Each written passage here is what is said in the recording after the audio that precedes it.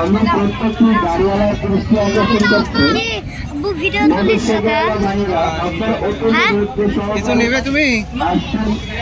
ভালো লাগছে গাড়িতে ধার বাঁচবেন না। দ্বিতীয় কথা হচ্ছে গাড়ির টিকিট নিয়ে যাবেন ভাই,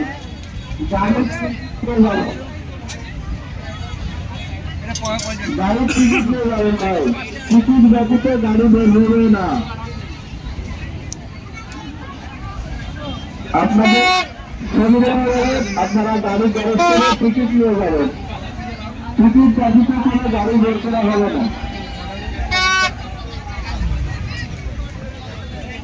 টিকিটটা একদম দায়িত্ব রাখবেন, টিকিটটা একদম দায়িত্ব রাখবেন, টিকিট না থাকলে গাড়ি দেওয়া হবে না।